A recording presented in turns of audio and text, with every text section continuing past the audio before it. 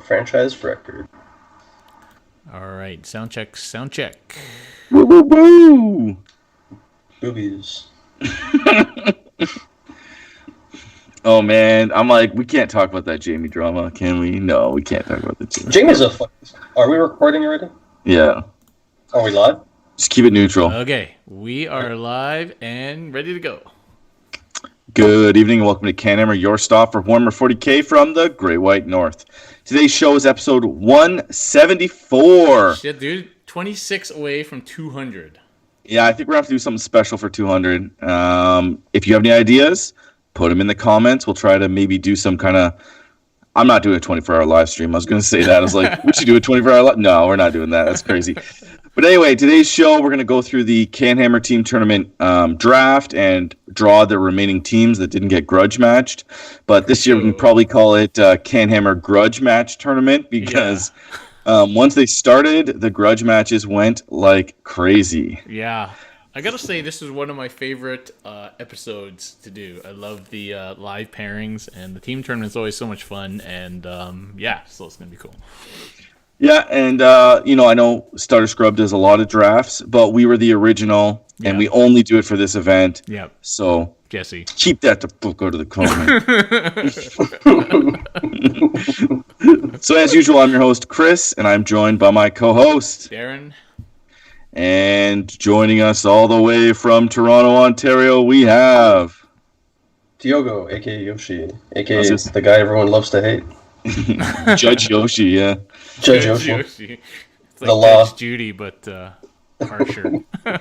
much prettier. That's debatable. That is debatable. That's fair. Sporting the Toronto Raptors hat, which I know Darren appreciates. Oh yes. Nice and gold. That's right. Yeah, is that the winning cap type thing, or? No, it's funny. I bought this hat 2 years before they won. Oh wow! Okay, so they were just like, we're destined for great. Yeah, exactly. They foreshadowed it. They're like, oh. Oh yeah.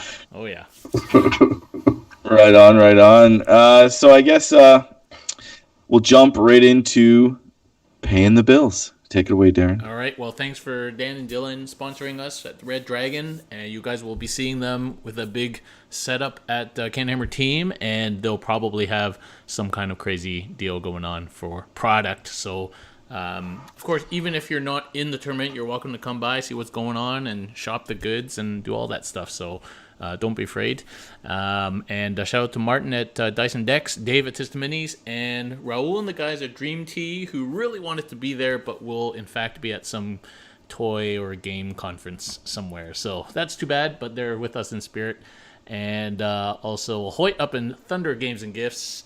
And next week or the week after, I've got about 6 books to give away from Hoyt, so it's going to be a giveaway bonanza, so don't miss out on that show. Yeah, sounds good. So I just want to start off is Yoshi's been on the show before, but the reason that we brought him on is he's actually going to be the ref at CanHammer team tournament. So anything you're looking for, usually in a football game, the ref gives a little precursor. Anything you're going to be watching for, any kind of... Oh, I can't wait. These red cards will be handled like crazy. I can't wait. They haven't seen the likes of me. What's a red card offense? Or is there anything that you don't want to see at the weekend? If I see anybody in Blood Angel tights, right away, you're out of here.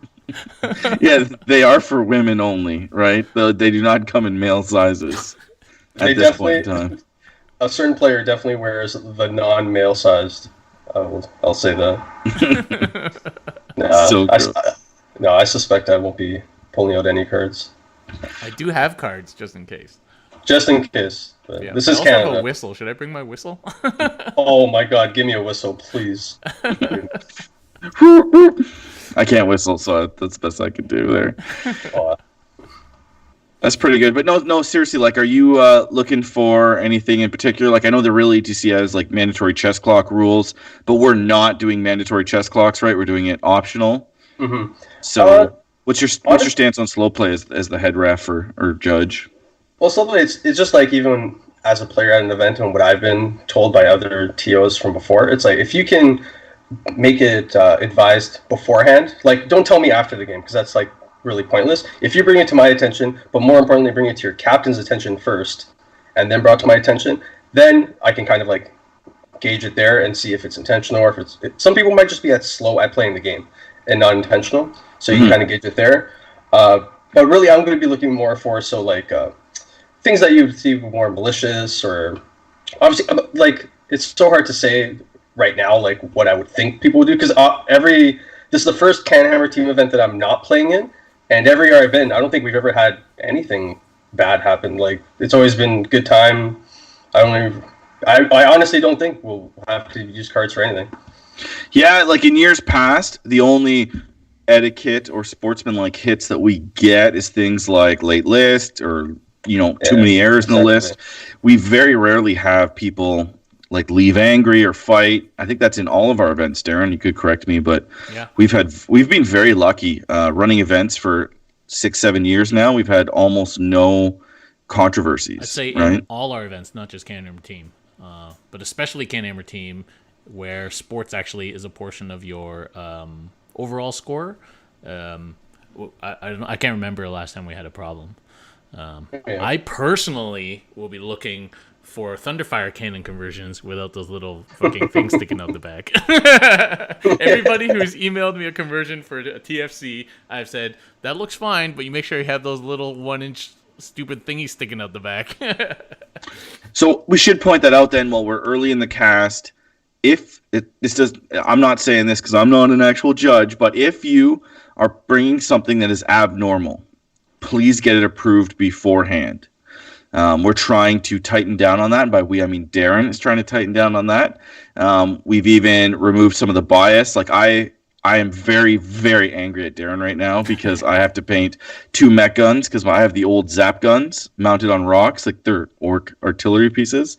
But I'm even going with the proper model. So please be aware of that. And I don't think you're going to be actively trying to ruin people's weekends, but we do want to make sure that people aren't taking advantage of kind of cheesy lists, but like printing stuff off that's not appropriate. Sparkles.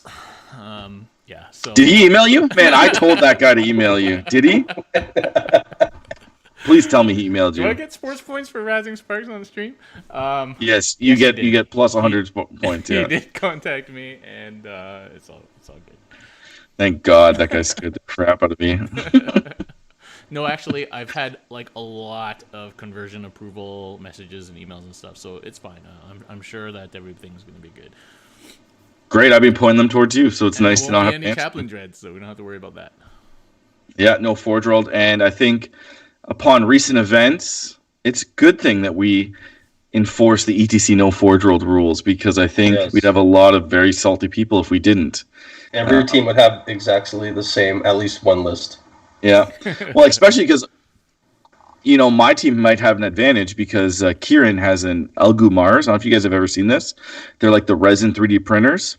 Yeah. So it's pretty awesome. It's a LCD screen basically mounted in the base of a pool of resin. And then it can print like anything. And the quality is much better than the spool type. Yeah, it doesn't leave all those those lines that you can't really get out. It really kind of does, but they're so much smaller. You can sand them away easier. You can sand them away. Yeah, it's amazing.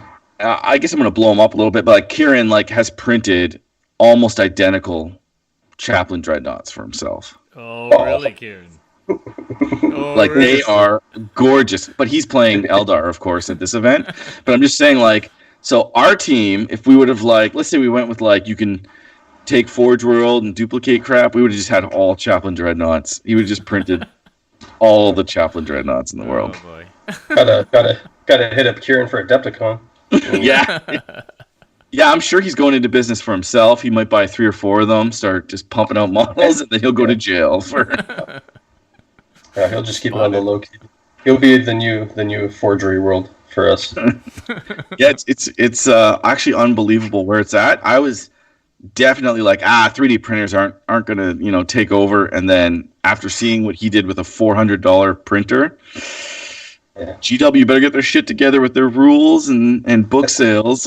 Yeah, and that's the thing too. $400 is pretty inexpensive for something that you can mass produce and do that. But anyway, Yeah, he might get mad because we're blowing him up a little bit, but he printed in one session enough bits. Forge World, they weren't like exact Forge World, like, but he printed enough equivalent bits to pay for his printer in one print run with like I think it was like a couple dollars in resin. Can you print like like a lot of the Forge World models, you get the body and the arms separate?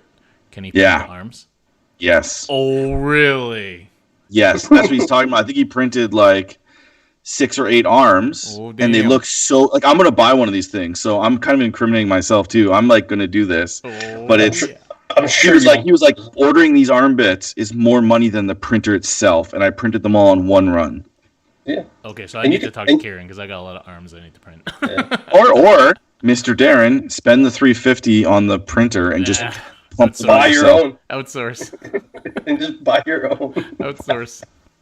Yeah, you know, Kieran wants to buy a new house. You could just help him out. There you More go. money than time, man. More money than time. He could buy a brand new Space Marine army or something with the money that Darren gives him. I just asked him this morning if he would do a commission. Or just print a whole Space Marine army. But Yeah. Well, you don't need a lot. You need a Leviathan, 3 Chaplain Dreads, and then a bunch of the intercessors. intercessors that are in the starter box that everybody has like 2 of in their closet from when this edition dropped. that's true. Yeah, like what do you need? Like 30 intercessors, I 40? think it's like 25 or 30. Yeah, it's not a lot even. And 30 for double bat, and that's about it.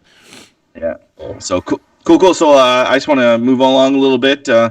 Tau rumors for Psychic Awakening dropped. What do you guys think of those, or what are some of the rumors? Whew.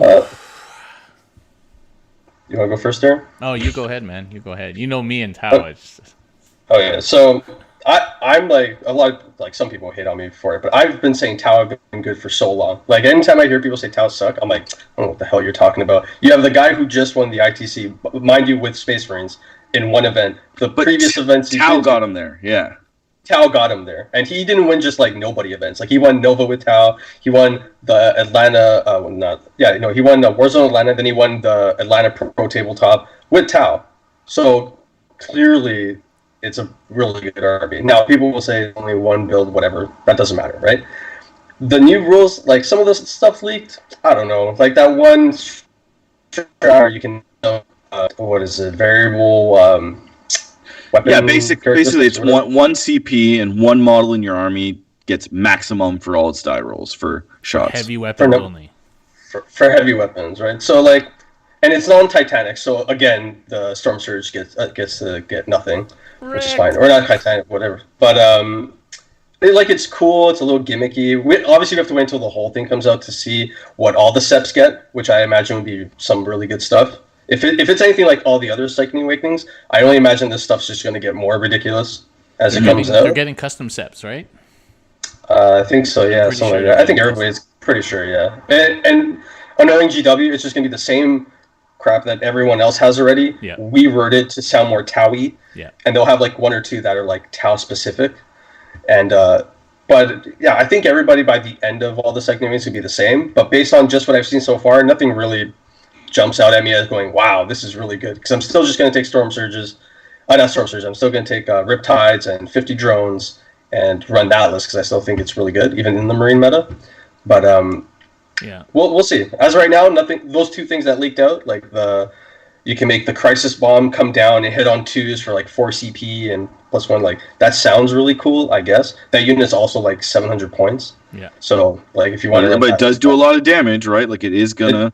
It does do a lot of damage now. Like, can it survive being shot at back? Maybe. Depends how many drones are alive. And everyone's exactly. like, oh, okay, well, if I take, like, the Yavara, now it's doing, whatever, 18, like, auto-hitting. Like, Strength. agreeably, Strength like, damage. ridiculous flamer hits. But Yeah. you're paying, whatever, 400 points for that model.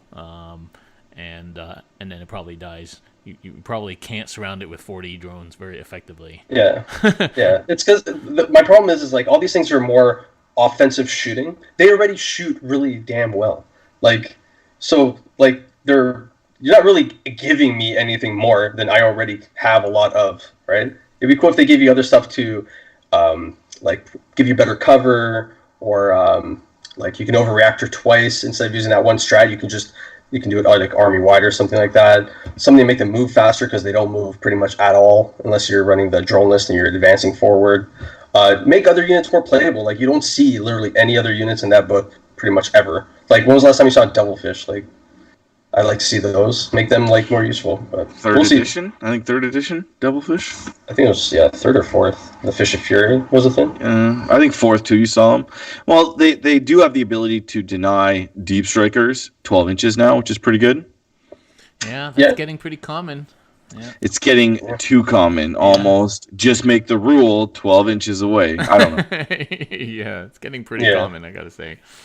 Well, it's their own fault, right? Like they made that 9-inch away, and being 9 inches away was a very risky charge. And then every book got +1 to charge, reroll charges. 3 to 6, land within 3, land within 6. Yeah. But if you can kind of use that to, like a lot of the Raven Guard Smash Captains are going to come straight at you turn 1, so it's like irrelevant. But if they're going to deep strike the guy for turn 3, you can use that guy to make that Blood Angel Smash Captain or whatever it is just not charge you. Like 12 inches even with +3 is hard. Yeah, I would only use it to stop anything that ignores Overwatch. Other than that, I'll let you charge. Go right ahead, bud. Well, exactly. That's the thing. But there's a lot of no Overwatch now, right? Yeah. So what do you think of the thing that allows them to, for the greater good, 9 inches instead of 6? I don't think that makes a huge difference. They just get to spread their castle out a little bit more, but... That is a huge difference, though, right? Like, a lot of the criticism of the Tau is that they're in a tight, kind of packed space. So now you're looking at it, well, I can string guys out and still kind of Overwatch, right? It's... Yeah, more board control. Stringing out makes you more rappable if you're Fire Warriors or whatever. I do agree with that as well, but it's more board space, and it's just more kind of presence, and that's always better. Yeah. Well, that's the thing too. Like that, the main Tau build right now, really your bubble that you're using to like shoot people off the table, essentially, all has flies. So like you expand it, now you can zone out even more, control even more of the board with the 9-inch Overwatch, and still all have fly, and basically have all the buffs. But now you have more range to shoot people when they charge you, so it's pretty cool. But like you said, with the amount of ignoring Overwatch that's going around. And I suspect there's probably going to be even more for like Nurgle when they come out and Gene Stir Cult and all that stuff. That might not be that big of a deal, but we'll see. Just get rid of that mechanic in 9th edition. Overwatch, too many dice, pointless. I've always said Overwatch is pointless because if you think about it, for everybody except for Tau, it's literally pointless. And Iron Hands. And Iron Hands. Well, anything that makes it not have to roll on a 6, or Iron Hands get it a 4+ for a strat or whatever it is. I guess like it's cool, but like it almost kills some combat armies, which is like their only hope is to get into combat. But it is what it is. This has always been a shooting game. Like I don't care what people say. Yeah, I just find it too much. I don't want to. I don't want to roll dice that are like as an orc player. I roll enough dice for 5s and 6s. I just don't want to roll more for 6s. When you charge me, it's like you're getting a second shooting phase, literally, if you're an orc. So yeah, I'm excited. Grey Knights seem like they're going to break the meta, but who knows, right? Everybody said that about Sisters. It never happened. It reminds me of Malefic Lords. Yeah, a little bit, army-wide. Yeah. And then the Tau seem okay, but I think, as Yoshi pointed out, the fundamental things in the Tau book that kind of need to be fixed generally aren't addressed in a book like this. So far. Like they're not going to change points. They're not going to make like Vespids free, or they're not going to make Vespids better. I don't know why they don't just discontinue Vespids, but anyway. Yeah. I don't think Vespid's ever been good, ever. Or Kroot. Kroot had the time in the sun. They actually had many years in the sun. There was a while where you would take them as your 2 troops. That Kroot mercenary list in 4th was gross. Yeah. We haven't seen them for ages, though. We saw them in 5th. You'd see 1 unit of Kroot in the Tau army for the, get the objectives, line breaker, things of that nature. Like, you saw that a lot. Just the like 1 unit in 5th. Yeah. They could go into forest, lots of forest area terrain and stuff like that in 5th. But ever since, it kind of turned into Ruin Hammer. But they're just too expensive for what they do. So we'll move along. Darren, you made a few rulings for CanHammer Team this week, and I'd like to touch on those now. So one of them was for Mission 6. You'll have to remind me what these rulings were. Man, I thought you were prepared, but no. Mission 6 about the card scoring at the end of the game. Oh yeah, and so Tom has confirmed that that is in fact how it works at the end of the game, and it wasn't super clear in the pack. Sorry about that. I've printed them already. I ain't printing anymore. But basically, at the end of the game, you lose 1 victory point for every 3 cards that you have left. Everything in your hand, in play, discard, and deck. So the and deck part was not super clear, but that is how it's supposed to be. It's really not a big deal if you think about it. You got 18 cards. You must have scored at least half of them by the end of the game, and divided by 3, that's 3 points. Then that's if you score only half, which is very unlikely. So really, we're talking not a big deal. I guess, yeah. It's for me that seemed straightforward, but what was the issue there? People just thought it wasn't in the deck, or People thought that the deck itself, it was just discard in hand, and whatever was in play, that the deck didn't count, but the deck does count. In my experience of playing these EDC games recently, you hardly have any. You're already recycling by like turn 5, turn 6. So it's all the same cards by the end of the game. So it actually kind of adds some strategy to what you score at the beginning and what you score at the end, because you're probably going to be seeing those cards again at the end of the game. So that adds a little bit of deck management strategy to it for sure. yeah. And personally, I made my deck easier to score so that I didn't have to worry about using CP or things of that nature. I could just get maybe a couple less points than you, but score all my cards. And that was kind of that's how I've been playing that kind of format. Worked well at the last tournament, but we'll see about this one. Yeah. It's Also, a much different animal. in many of my practice games, people, including myself, have not been using those extra stratagems to mess with the cards that you draw.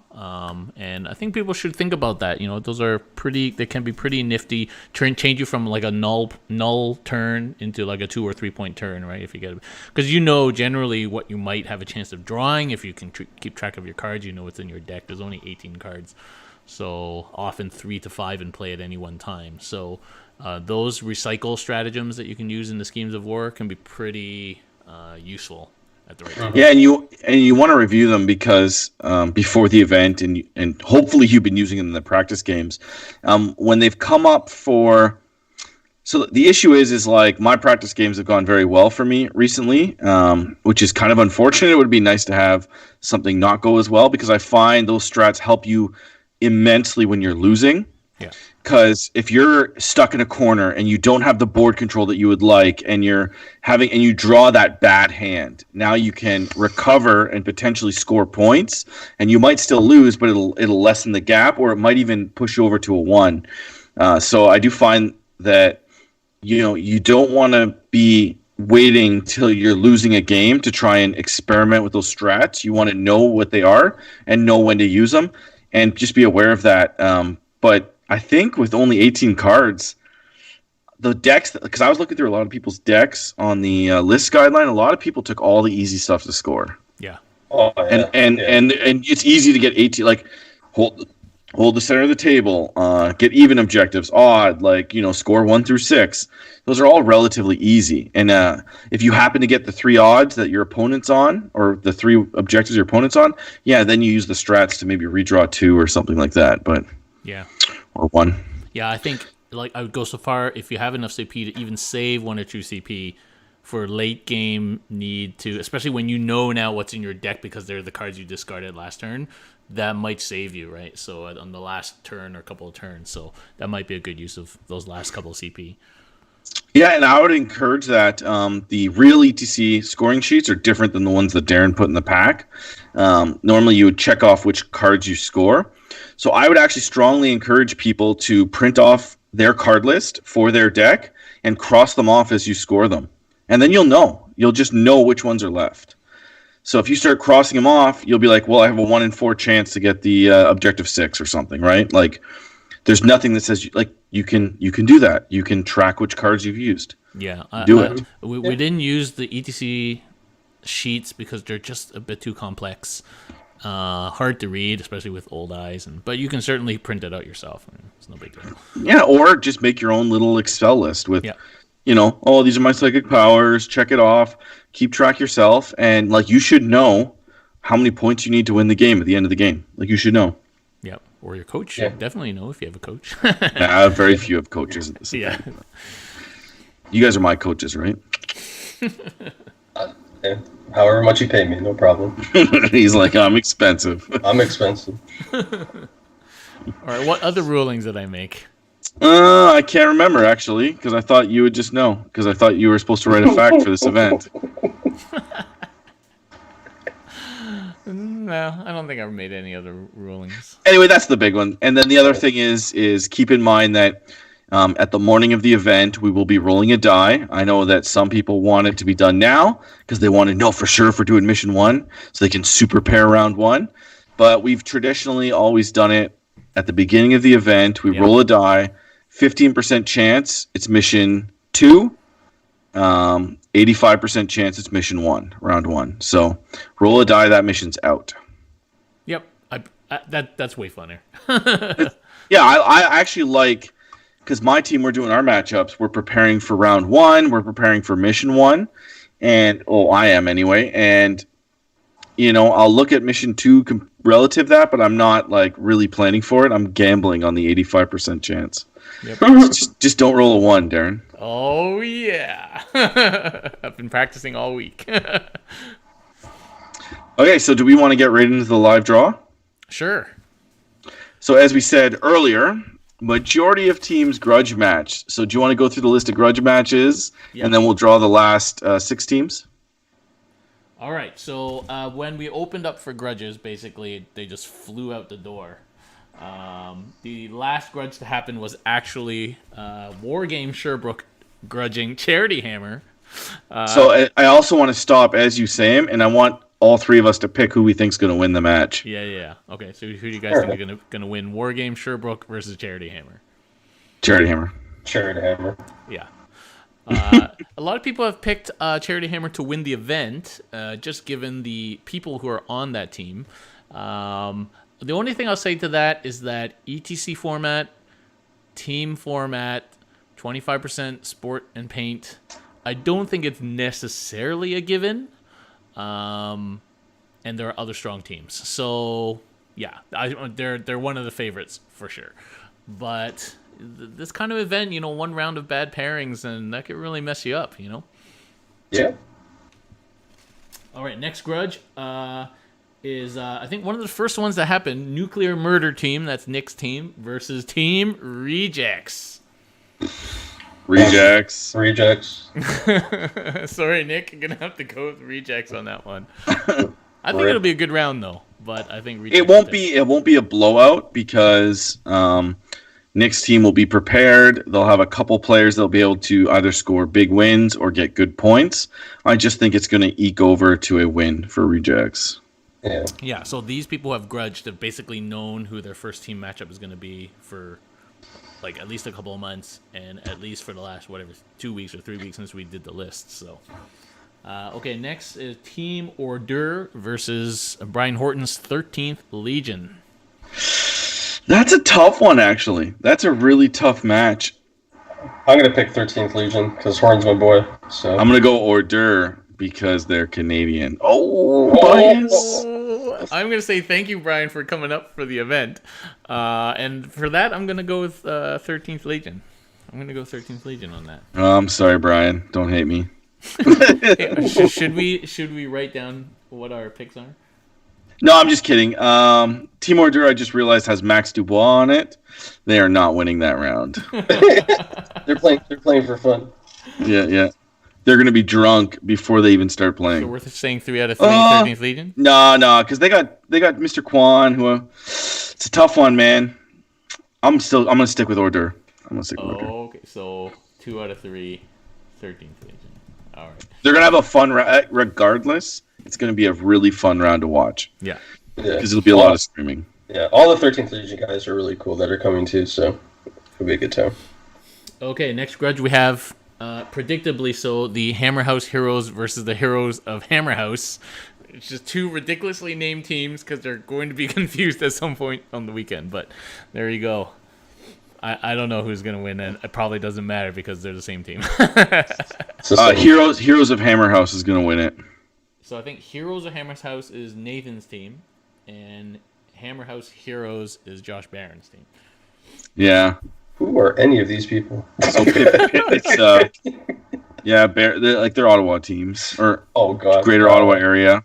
Yeah. Like Hammer House, I know has been practicing, and a few of them were at the last event. But yeah, I'm gonna go with Heroes of Hammer House, not Hammer House Heroes. Yeah, I'm going for Nathan's team. All right, I'll go with what Chris just said. Okay. Nathan's team. Nathan's team. All right, go Nathan. 3 heroes. Okay. Next we have, and I guess you can vote too, Chris. CanHammer versus Northern Defenders. Now, Northern Defenders changes its appearance every year. Last week, I believe me and you played for Northern Defenders for a couple of rounds, Chris. So, what do you guys think?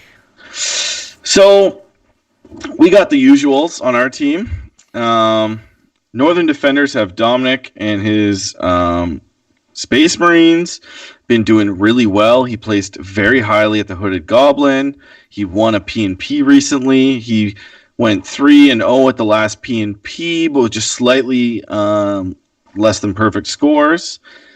So he's a really tough matchup, a good player. We got Cody, who did decent at LVO, beat a lot of Marine players. I believe he went 4-2 at LVO. Cody Brown's on his team? Yeah, so I'm coach of the Canadian national team, so I'm going to have to go with Northern Defenders for that round. You're going to pick against your own team. You're picking against your own team. No, I don't want it. I'm just kidding. Like, I wish them the best, and I wish my team the best. It's going to be a fun round. Either way, they're a lot of nice guys. Kieran, Sparkles, you've been betrayed. Well, Sparkles did lose to Blackburn. Oh.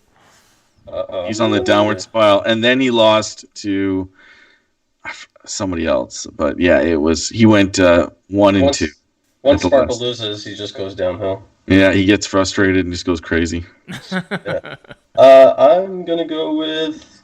I'll go with CanHammer. They're true and tested, or tested and true, whatever the way you say it. Yeah, we got a couple good pickups this year. I got to stick on the home team there. Home team. Yeah. Like we got Mr. Jim. We got Mr. Jim. He's gonna win a lot of games. We got Ridvin. He's gonna win a lot of games. Yeah. If I could either suck or be okay. As long as the French don't win, I'm happy. So. All right. Next, we have this is the true grudge match: Atomic Death Squad versus Fighting Cephalopods.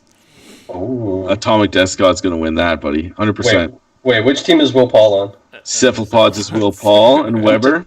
I'm taking cephalopods. Weber and Will Paul were my teammates at the last summer event. I gotta take the boys. I can't pick the other team. Well, like aren't they piloting some Custodes bike robot list that we were trying to prove to Darren is a good list? No, there's no Custodes at all in these lists.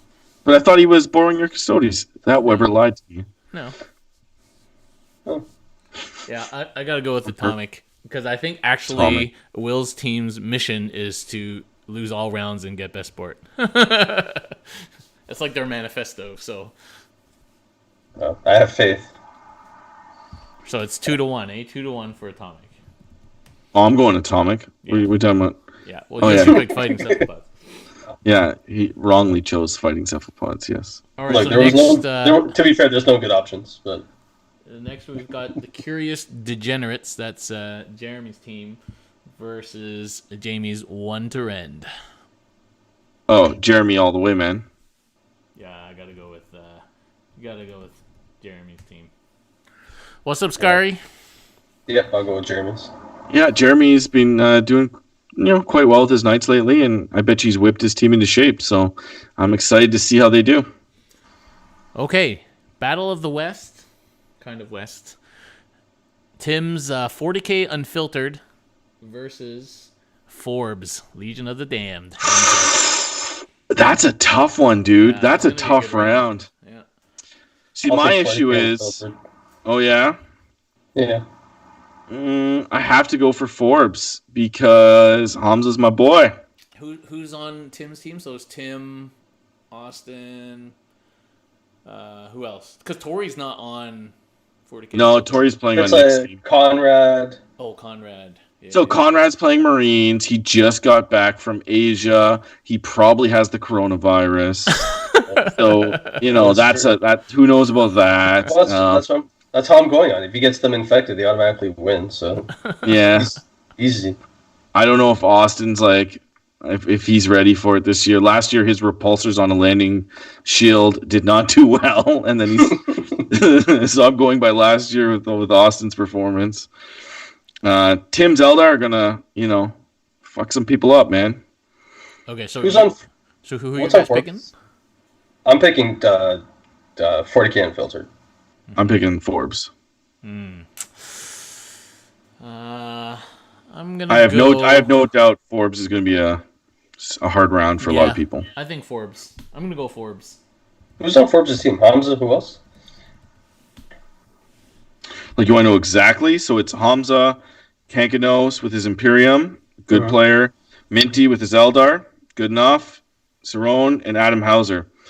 Yeah. I don't know Armando very well. Armando Cerrone. Do we know him? I know. I've heard his name I know in him. Stutter Scrub podcast. I think he does pretty well out west, same with Adam.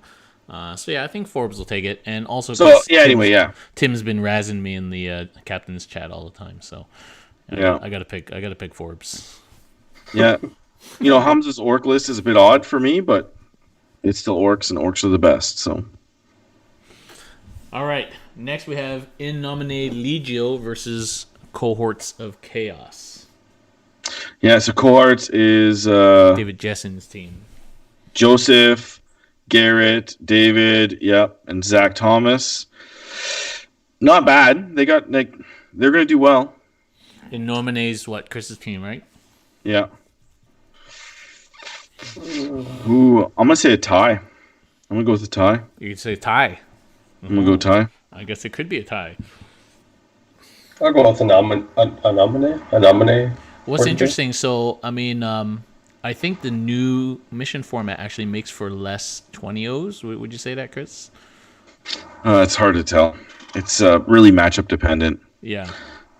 So I wonder if we're gonna see. It would be interesting to see what the scores are this year.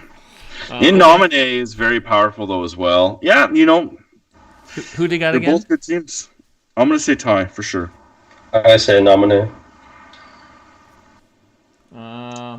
I'm gonna give Nomine the winning of the tie though. They're gonna be the higher point scorer. Nothing personal, guys. Don't take this personal. We're just having a laugh. Okay. And the next is final one is Sequence versus Francois' team, Hammerheads. Actually, before that, Tim from 40K Unfiltered. Screw both of you, Chris and Darren. Suckers. They didn't say screw me. Oh man. So sorry, what was the last one? The Sequence Hammerheads against Hammerheads, Francois' team. So I know for a fact that the Hammerheads have a few people that are maybe not as prepared, but they've been practicing. Ooh, I'm gonna give it to the Hammerheads. Yeah, I think Francois. Every time I play him, is a brutally hard game. Jean, brutal games against him. Matthew, depending on how many cookies he eats, very hard game. Very hard game. I think that's the key, really. That's the swing game, is how high Matthew is. And Carl and Charlie, if they can just get points in their games, and Matthew doesn't go off the rails, I think they could win. Yeah, I gotta go. But then again, if they do go off the rails, they're gonna lose. Yeah. Oh, I gotta give it to my man Francois. How about you, Yoshi? I'll give it a Sequence. Sure. Oh, really? Okay. Yeah, Darren and I are throwing the sponsor under the bus. Yeah. I'm going to try to keep your lights on, so I'll just pick Sequence. Thank you. Dan's not playing on Sequence, though, I don't think. No. Yeah, no. Dan's got 3 teams, and he's playing on one of them. But still. All right. They have the namesake of the Sequence. Should we do this business? Yeah, let's go. So the last 3 matchups. 6 teams in the CanHammer hat here. These were not sorted by East or West because there's not enough of them to justify. Years past, we'd always sort like maybe GTA versus non-GTA, but not this year. All right. Adeptus Notorious. That's Sylvain's team from Quebec. I know who you're picking already, Yoshi. Versus Oh Wow 40K. And Ottawa 40K. Oh Wow stands for Our Wives something 40K. It's pretty funny, but we'll have to. I can't remember. Aaron told me before. All right, so we got Adeptus versus Oh Wow. All right, who do you guys got from that? I don't know. I'll take oh wow powwow since I played them at the Sudbury and they're cool guys. Yeah, they're cool guys. I'll go Notorious for the Quebec flavor there. Quebec flavor. It's got Ben. Heard of him? Know him? Ben Lorty. Singer. Oh, Ben Singer. Okay. I don't know. I don't know him, but I believe I've heard some of these names at a tournament, so they're more familiar. I'll go with them. I'll give it a tie. I don't know. I don't know either team well enough. All right. Second last matchup. What you got? If I can actually unscrew this. CHTT. That's Mark Pepper's team. CHTT versus Red Dragon, who have had some upheaval recently with the loss of their captain and had to replace last minute. So thanks for Daryl Mack for stepping into the breach as the new captain. So we'll see how they do with the last minute loss of their captain there. Red Dragon versus CHTT. Who do you guys take? I know Mark Pepper. I've seen him at tournaments for many years now. I'm going to pick CHTT because of this as well. The glass of scotch in my hand. I like scotch. Mine too. Scotch. Yeah, I'll go with the team that lost their captain. I think. It's Red Dragon? Red Dragon. They're motivated. They're motivated? They're motivated. They got to do good for their new captain. All right. I gotta give them something. Like, you can't just 3-0 these people. Come on. And so the final matchup will be Knights of Alexandros. That's Kyle's team, I think. No longer Moot Green. Against Team Luciole.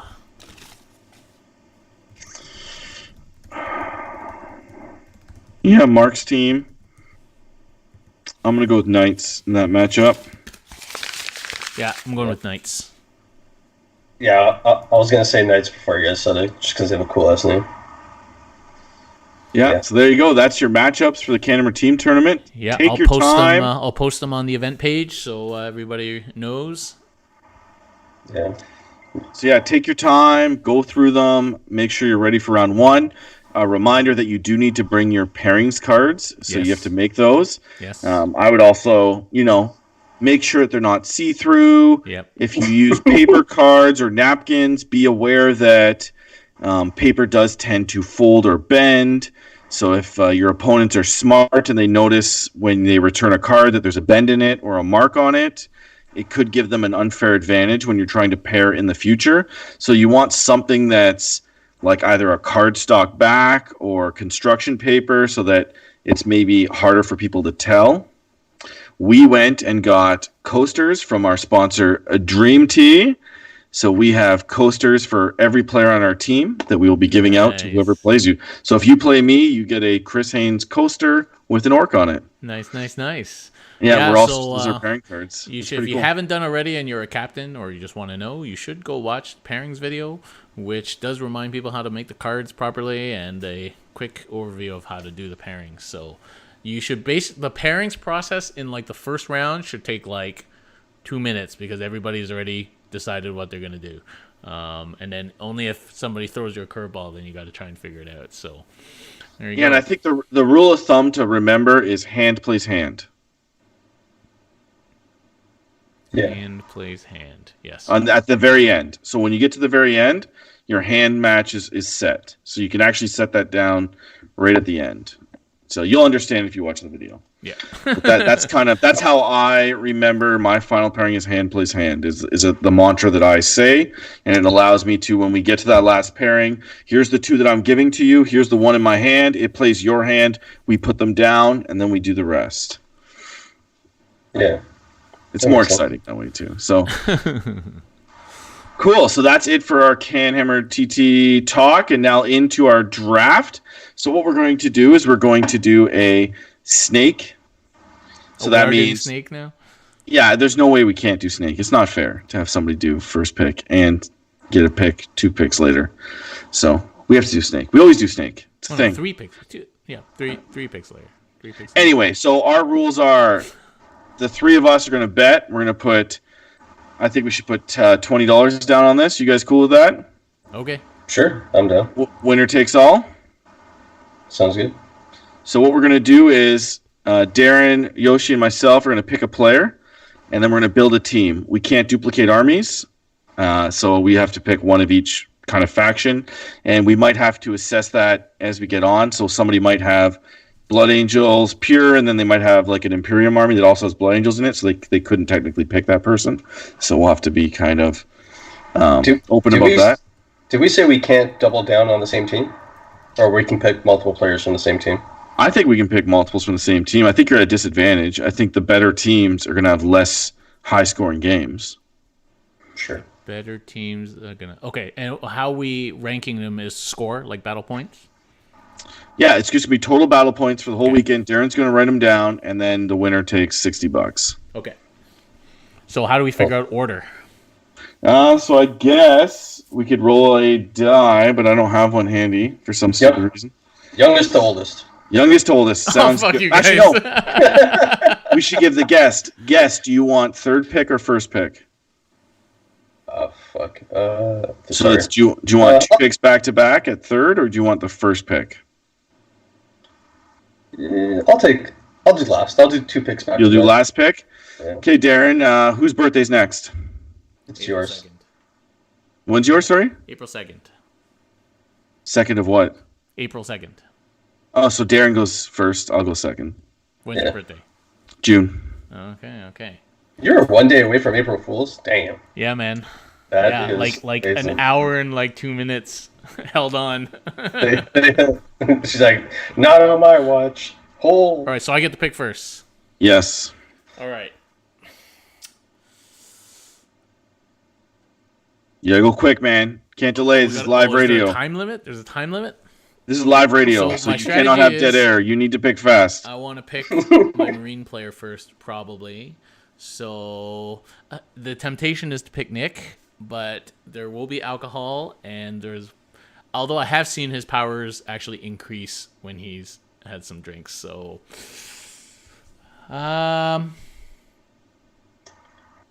Fast, man. Fast. You gotta go dead air. I'm Let's actually go. gonna go with John Lennon playing Hive. John Lennon playing Tau, right? No, playing Hive Marines. Mind. Playing What's he playing? Tyranids. Tyranids. Yeah. Or something like that. Hive Tyranids. Mind. Chaser. Yeah. Hive Mind. Okay, so my pick is going to be Tim Dietlif's playing Eldar. Good player on bad team. Oh, that's a double edge. That's like one of those backwards compliments. All right. I'm gonna take. Maybe 1, 2, 3. I'll take Siegler just because he's hot. He is playing Tau, you realize, yes? Yeah. Yeah. I'm Yeah, okay. he'll do well. Fine in a team format, yeah. Okay, so now it's Yoshi again? Yoshi again, then me, then you. And I'm gonna take TJ with Chaos. Ooh. Nice. I'm gonna take Dominic Carrette, Oh, Space Marines. I have to write this down. I have Tau and Chaos. Okay. Yeah. And then it's Darren, your pick. I'm taking Francois. Okay, you get the next pick then, Darren. Oh, I get the next pick. Okay. So I got Knights and I got Hive Mind. Okay.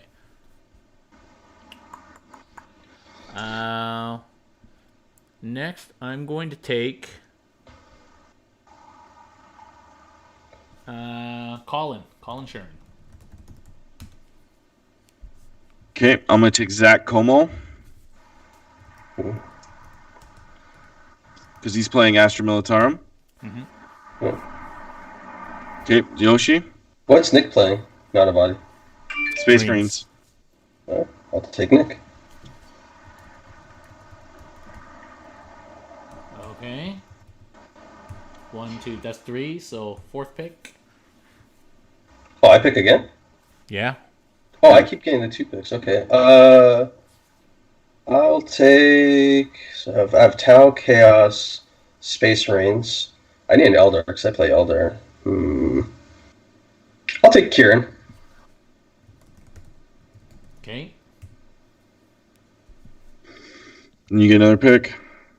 No, you, Chris. No, it's you, Chris. Because I picked Nick and Kieran. Jim, Vessel, Chaos.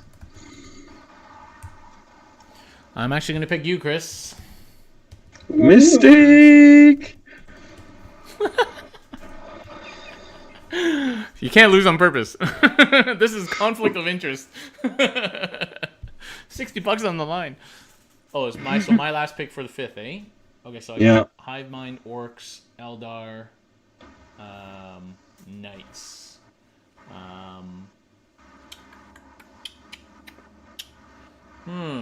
That last pick is tricky.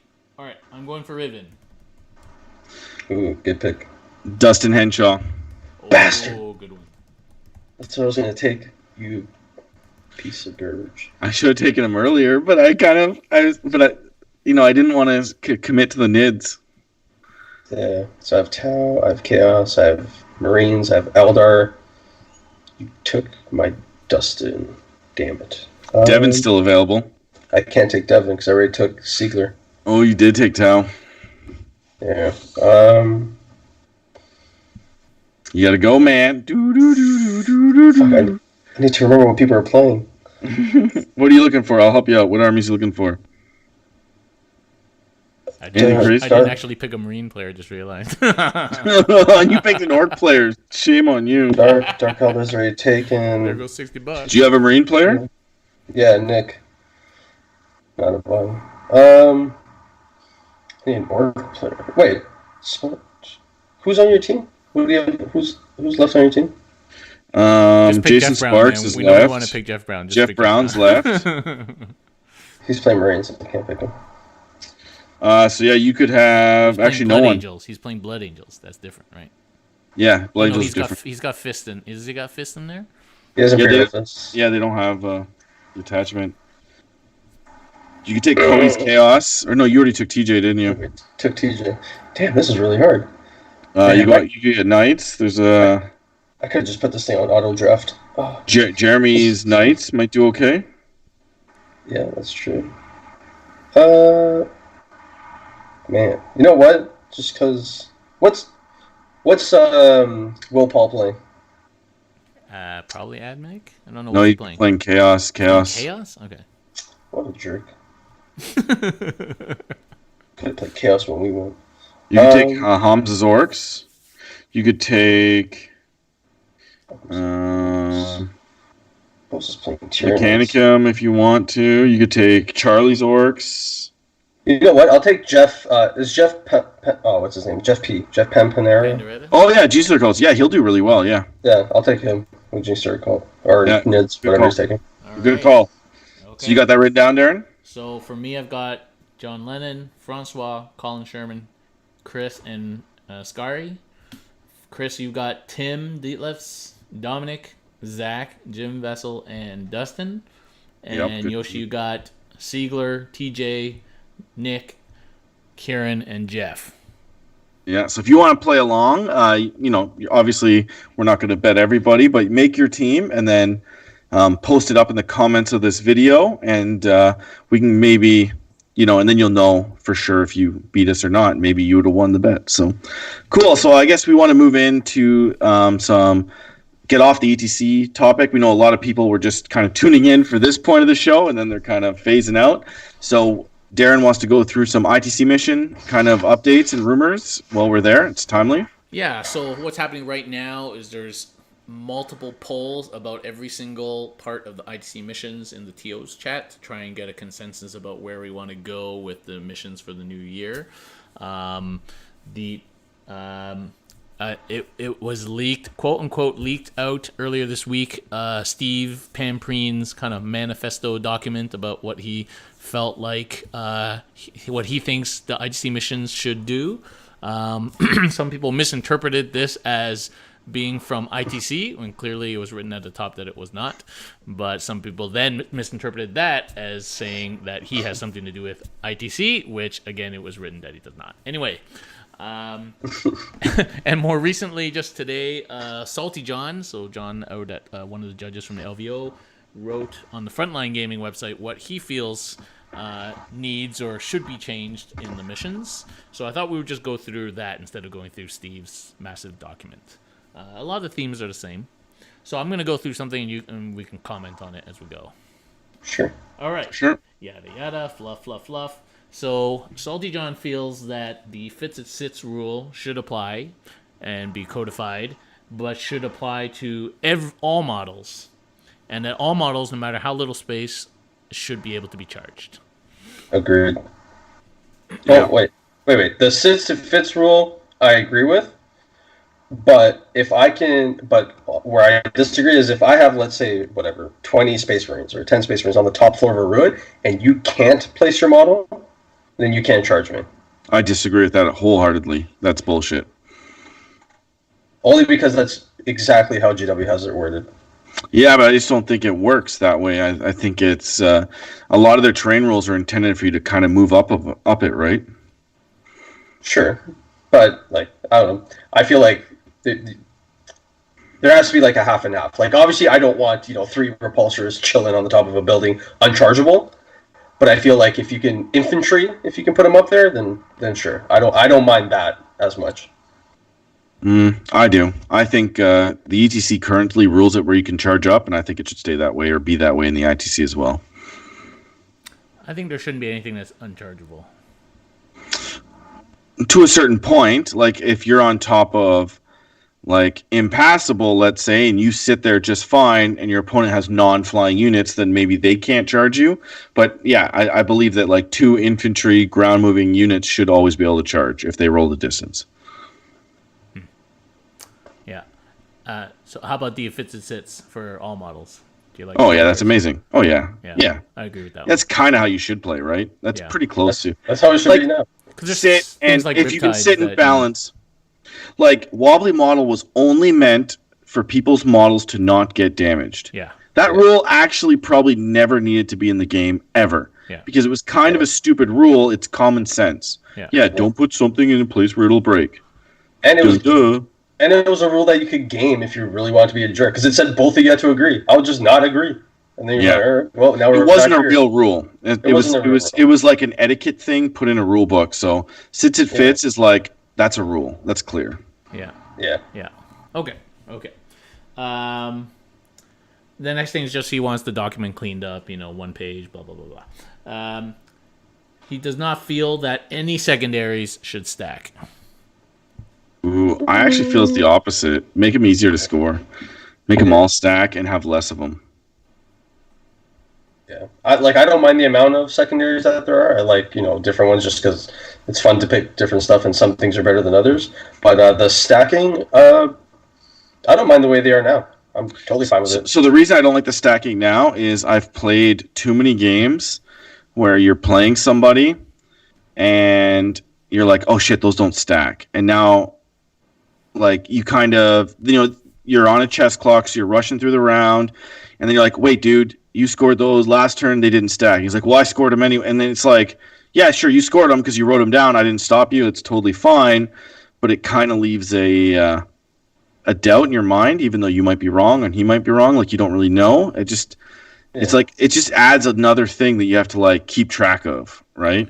His reasoning that he's seen people not play them correctly, either stacking things or not stacking things, and that's my point too. It creates a lot of odd interactions, especially with models that have more wounds, and then it creates issues that way. Yeah, I guess I could see his point. From that point of view, I would agree with either way. Everything stacks or nothing stacks. I don't like the 50-50. Mm-hmm. That's true. I can agree with that. Yeah, either one or the other. Don't have half and half. Because that's the only thing that makes it confusing, right? You're like, oh, does this stack with that? If you just make everything not stackable, then you're like, it's easy. You just know it doesn't stack. Yeah. And you can play a ton of games, and you can write it out, and you can read it before the tournament. But some days you just wake up, especially if you have kids, and you go to a tournament, and you just play it wrong, and it's not on purpose. Yeah. Yeah, I agree. Okay, next point. King of the Hill, which hardly ever gets taken. He would make that end of turn scoring instead of end of round. Yeah, because it's an unfair advantage for whoever goes second. Have you guys ever taken King of the Hill? Nope. What's funny is I've been writing a list yesterday and today to take King of the Hill. Yeah, With just a box just in like the middle? it's yeah with a box with the L-shaped ruin and just make a really hard to kill unit, put it in there. Yeah, but it almost makes it like too easy to get 4 points if you do it at end of your turn, right? Sorry, I can't remember. Is there a stipulation in King of the Hill that there can't be any enemy models? Mm-hmm. Or you just Yeah. have to have 2 units in there? No, It's just is it 2 units or 1 unit? It's of two. six It's or- 2 multi-model units, I believe, within whatever, wholly within 6 or whatever. I don't know. There's so many more easier secondaries for my army anyway to achieve that I don't worry about. I've never I don't seen a think you time could when I fit picked 2 it. whole units wholly within 6 of the middle. Well, I could, but they're my crappy units that I don't really rely on living. Yeah, there's a lot of issues with that. Yeah, and it's I just holy. don't think it's a very good one. I don't think it's Like good. when you have things like engineers and you have, well, as long as pre-Thunderfire cannons, like engineers was a go-to and a few of the other ones, but like I like these secondaries that involve killing things because you have to do that anyway. And so you get rewarded for focus firing thing. If you're like, oh, I'm going to kill 4 of your vehicles, and the guy has like 6 vehicles, you're like, I have to shoot vehicles anyway. So it kind of rewards you for doing what you're supposed to do. Whereas King of the Hill, there's going to be a lot of situations where you're like, I don't know, man. Yeah, Yeah. I agree. I like easy stuff to score. Yeah, that's why I like Recon. Oh, Recon for my armies is gold.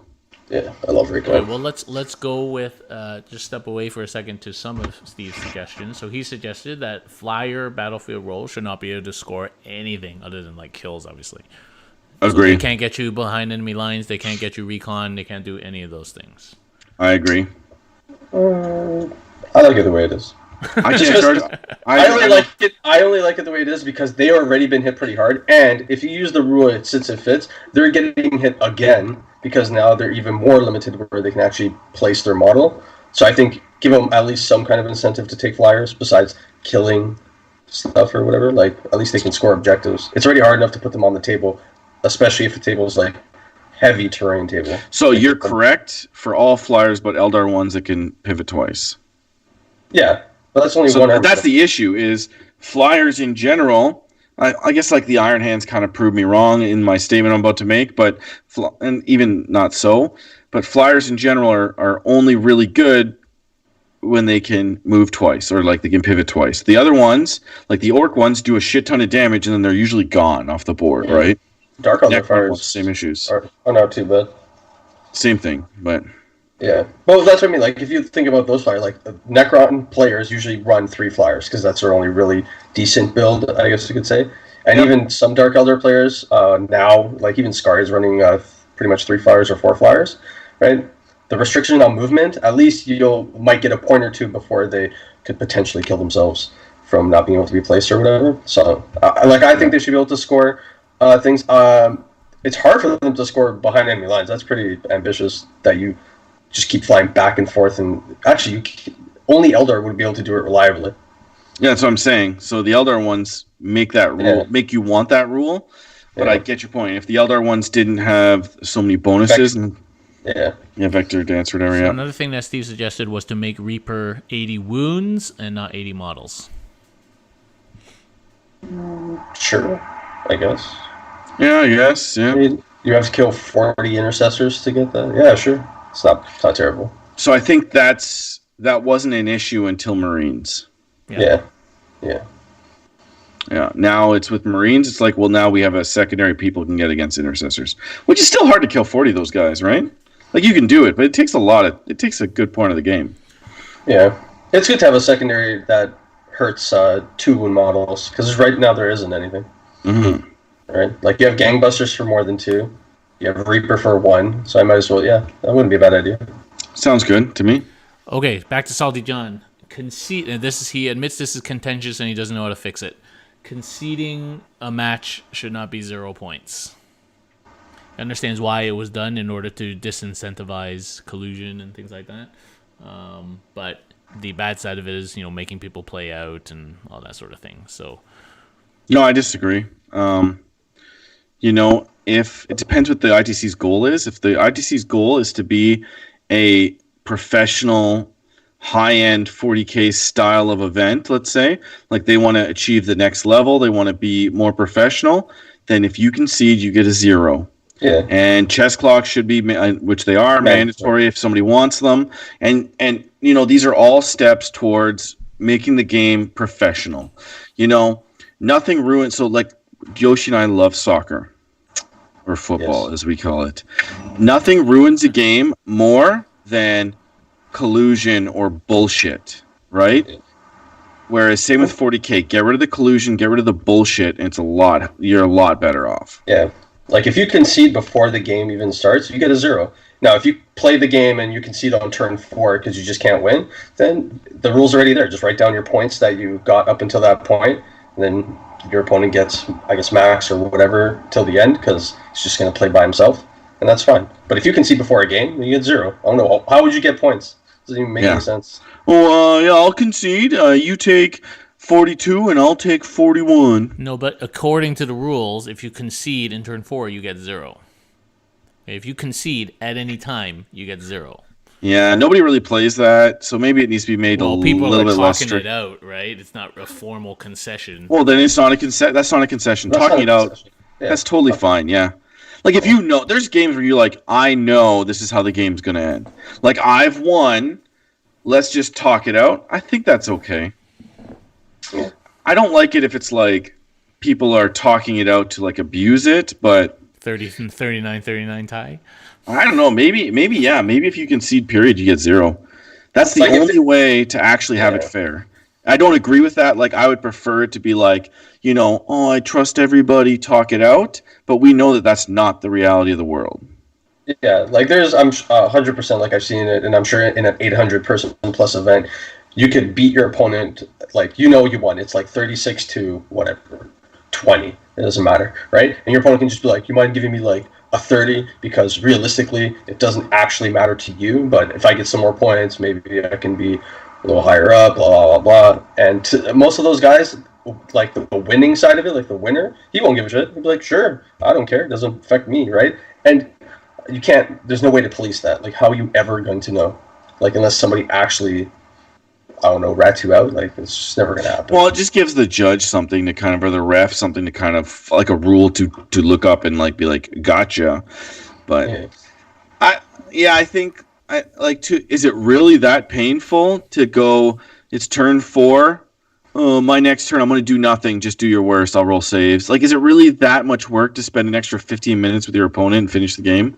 Yeah, like, Jesus. Like, you don't have to move anything. You don't have to, like, if you're that pissed off and disgruntled, you don't need to move, you don't need to shoot, you don't need to assault, you just have to make a couple saves. Or you don't even have to do that, you could just take your models off. I feel like it's almost a sportsmanship thing to play the rest of the game. Yeah. Like, if you're getting killed, like, 15-0 in hockey, like, you still play the rest of the game, right? Yeah, you might dog it a little bit, but you still play. Well, like, yeah. You just skate off the ice. Even in sports, if I'm beating you, like, even hockey, for example, like you were just saying, if you're winning 9-0, you will see their fourth-line players play pretty much the whole game because it's, like, a respect thing. Like, I'm already beating the crap out of you. I don't need to pour it on. They do it in soccer. They do basketball, Darren, like at the end of the game when you're garbage minutes when they just don't do anything, right? Yep. It's like it should be the same everywhere else. Like, dude, I'm losing. Just do your worst. I'll sit here and take it. Like, I already sat here for 2 hours while you beat me up. Yeah, like I can just say pass, go, have 2 turns back. Like, it's exactly. That's getting into people just being snowflakes, in my opinion. Yeah. So the next one, I'm going to modify a little bit. He just made the point that it should be explicit in the pack that people can do what they want, and if they want to run all 6 missions, full deployment or alternating deployment, they should feel that they're able to do that, blah, blah, blah. Okay, whatever. Do you think they should bring in this rotating terrain with deployment thing that they tried at LVO? So I have a couple thoughts on what you kind of skipped over there. I think they should go to These missions need to be the professional default missions. So they should all be, you set up your army and you choose to go first or second.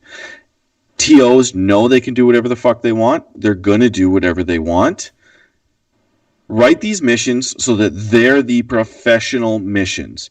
Don't worry about all the other people. You can put a disclaimer at the beginning, which they do in every of their packs. Do what you want. But you don't need to write that into the pack. That's my opinion on the first part.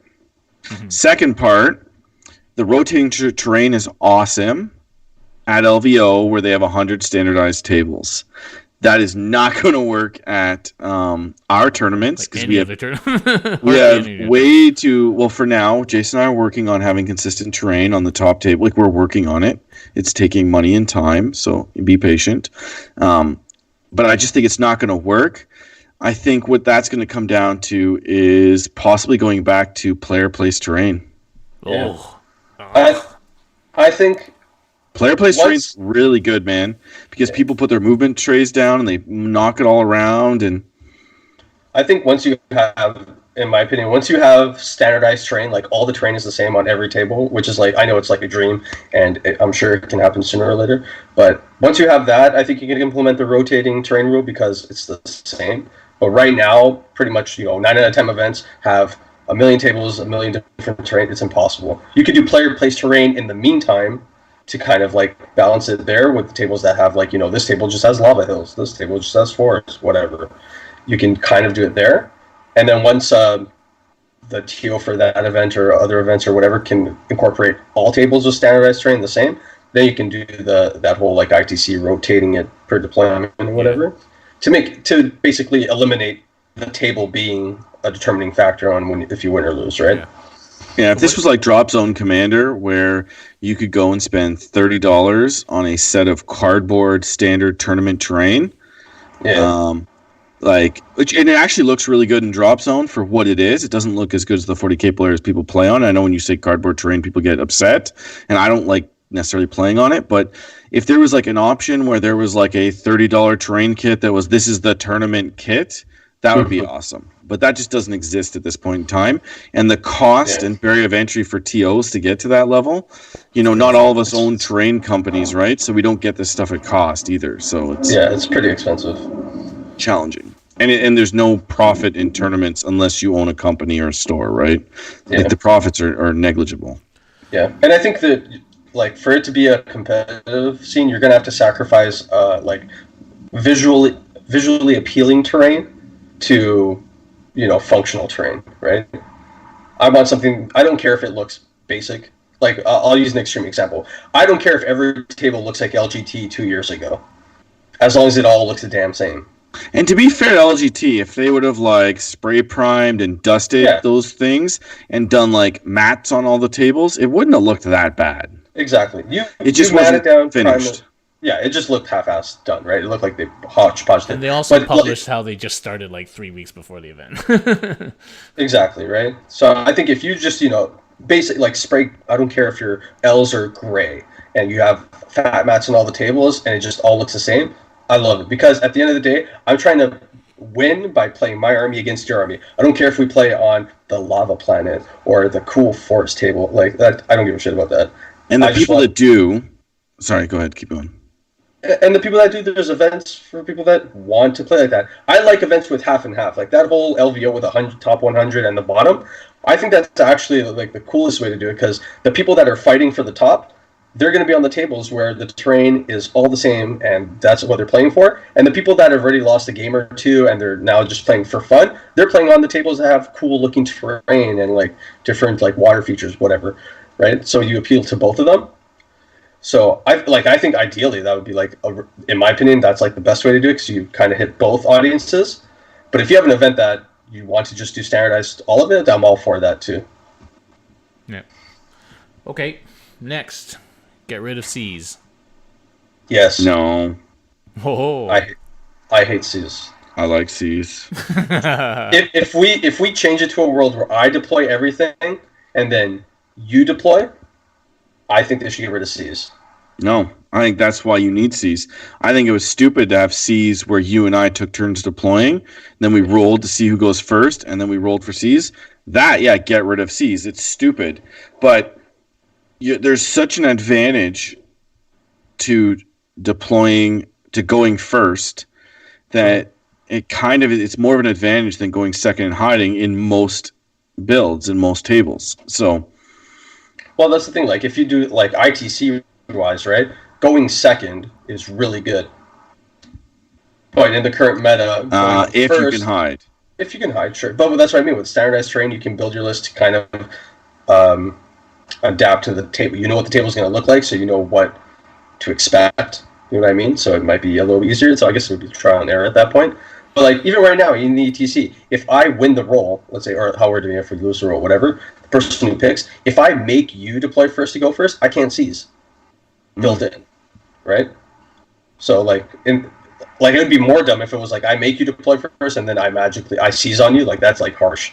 Yeah, but that's not what I'm talking about. Like I think if you make me go second, and which is generally because you know you have the advantage, there needs to be an equalizer so that you don't fully commit. There has to be an incentive for you to deploy better, to play better because you can be seized on. I think it has a place. It's just I wish it was maybe make it a D8 and it's an 8 you seize on. Like make it less likely if you want to for all I care. Because a D6 system, it is very common to get seized on, but you need some kind of incentive to be like if you're not going to seize on me, I can put all my friggin' characters straight up on the line. I can do some really aggressive, stupid stuff. You could also, if they like in the ITC, if you incentivize, if you make going second very valuable or more valuable than going first, then you don't want to seize anyway. So it doesn't like in that atmosphere, it doesn't matter. In ETC, seizing is like that's the big problem in ETC, right? Because going first or second doesn't really matter, in my opinion. Only the last turn. It totally matters. There's a lot of objectives that are easier to get when you go second. Depending how you build your deck. I think now without variable endgame, going second is a huge. Yeah, like C's, especially if there's no variable endgame. Yeah, C's has to. You have to leave some form of random equalizer. Because with endgame objectives in every mission, and the game's going to end, if you go second, that can be huge.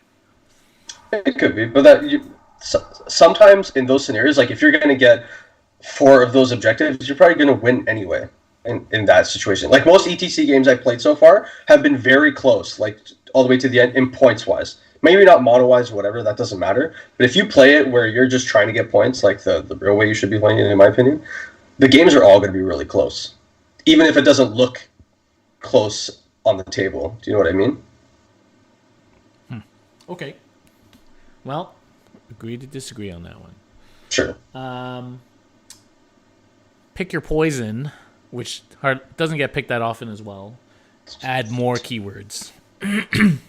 Yeah, it's very hard to do. I found that one. I really like that one, and then I go up to the table, I'm like, oh, I can only get 3 points. And I just, I agree. More keywords. More keywords, yeah. Okay. Mark for death. Change the PL number or go by points. What's wrong with the PL number now? 7? It's not that bad. It's actually an almost complete, overwhelming, unanimous so far in the TO group to go to points instead of PL. Well, I can see points. PL is a bullshit metric. What would you? Yeah, but PL is almost the point value. What's the point? What's the point value? Because PL is almost. I can't remember the metric what it was, but it's like it almost equals what your the point total. Like I think it was, what is it? If your power level 5 or something, you're like 120 points or something like that. That's not as consistent now as it used to be. Not even close. There's some units with huge upgrades, and they're the same power level as ones that are unupgraded, right? So units that have very expensive weaponry options could be very different in that metric. At the beginning of 8th, that was very true.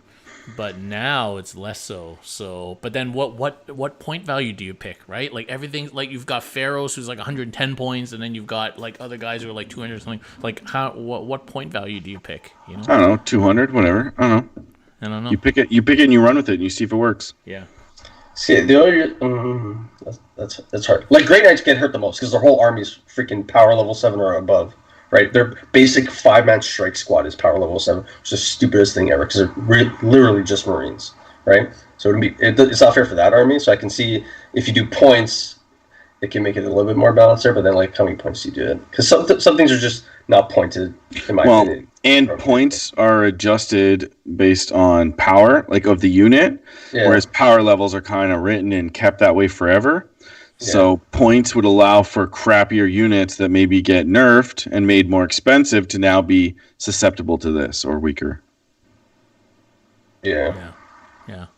I think points 100%. Yeah. I don't think. Yeah. It's hard to know. Yeah. I would do points once we. And if they do switch it to points, they're probably gonna have to keep adjusting it, right? Based on data, hopefully. For the first little while, then it'll settle out. Yeah.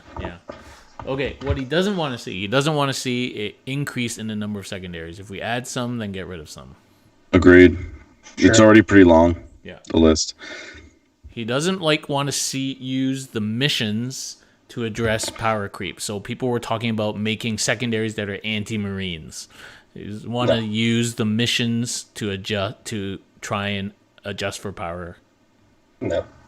No, I think you adjust the missions for play style.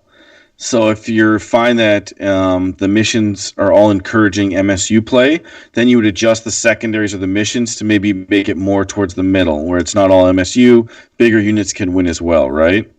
Like, I feel like that's one thing with ITC right now is that it's skewed to help things that are very survivable, that don't die, or that can hide and still be effective while hidden. Because they kill more. So that's kind of my beef. So right now you'd have to make some kind of secondaries that things that don't die are somehow easier to score. You know what I mean? I don't have an answer to that, but yeah. Okay, the final thing. So in Steve's manifesto, he had stated that he would like all missions to include the ability to destroy objectives after you capture them, like in AOS. Not all AOS missions you can destroy them, right? No, but there are missions in AOS where you can raise the objectives. So I think it's like one. There's one chapter approved mission where you can do that. So Steve wanted all missions to have that ability, and Salty John says he would like no missions to have that ability. I like one. I like having one. Why not? One maybe, but like in a mission where there's like 6 objectives, sure. But like if you play that mission with 3 objectives, and I'm playing with 240 orcs, right? I can literally uproot all your objectives, and you'll never score them. Oh yeah, I agree for that for sure. Like the ETC does that, where they have the one where you can burn it, but it's like there's a lot of caveats to it, and it's also and you only burn each. We only each burn 1, so there's still 4 objectives at the end. Yeah, right?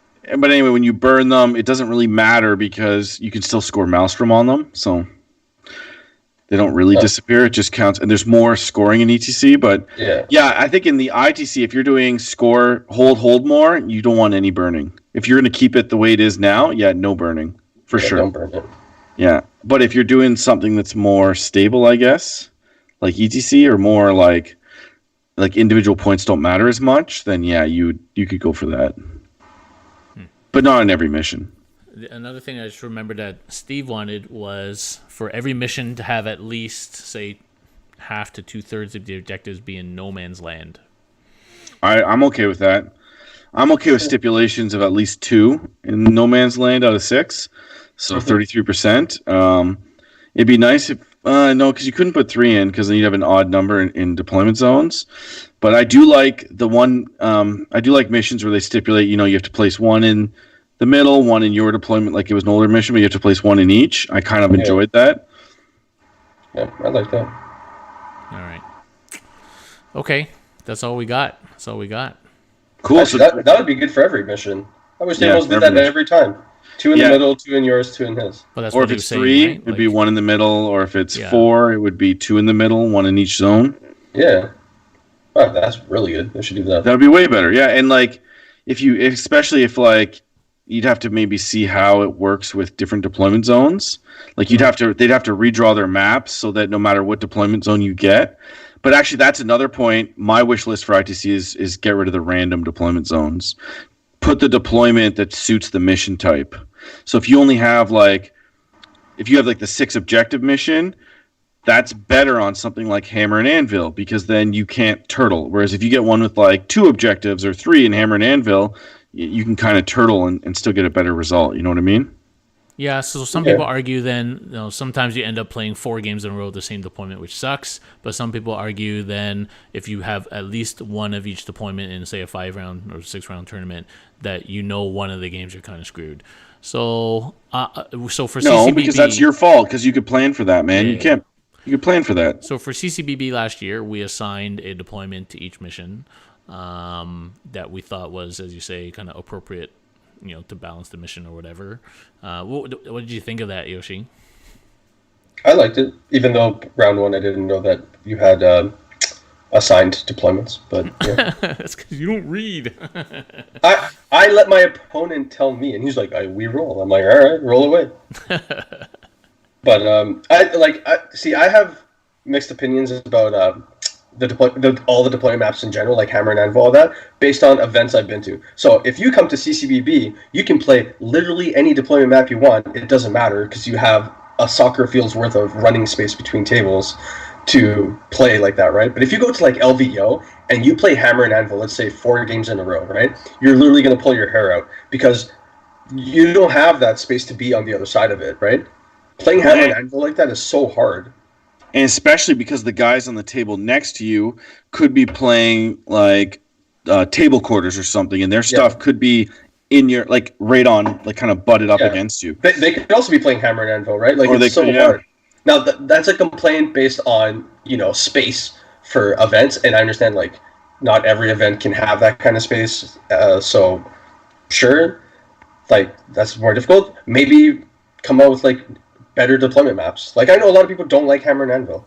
I don't like Vanguard. Well, there is 2 of them. There is 2 of them, right? Yeah. Like, why do we need pointy Hammer and Anvil? Yeah. You could have one. Why do we need pointy Dawn of War and Dawn of War? Like, pointy Dawn of War, I don't enjoy at all. I do enjoy it. Like, it helps my army a little bit in a lot of matchups. But yeah, like, I agree with you. Yeah, for me, I like 3 deployment maps. Have a Hammer and Anvil because you get one long way. Have table quarters because that's cool, and have Dawn of War. Like, get rid of Vanguard, get rid of all the pointy crap. I take Vanguard over table quarters. Sure, they're both almost the same. I guess you get more space with Vanguard, right? But, yeah, you get a lot. It's a much better game, I think, with Vanguard. Yeah, I think table quarters, it's better for assault armies because the space between you and your opponent is shorter. So I guess that's where, like, it might be a little bit better. Well, that's where all the pointies. That's where all the pointies come in, right? Because the 18-inch minimum distance there. Yeah. Well, you could even do all the pointy ones for all I care. Just like, or as a TO, just be aware of, pick the deployment that works for the mission. And if you're only doing 5 of them, get rid of one of the ones that's a bit more awkward. And it's a good start, right? Yeah. Okay. Cool. So we have any questions? Are we good? No, we're good. Just say what's up to Raul. Just tuned in at the last minute there. What's up, Raul? Yeah, it's been a long one, so it's probably better to cut her off. So thanks, guys, for listening. Have a good one.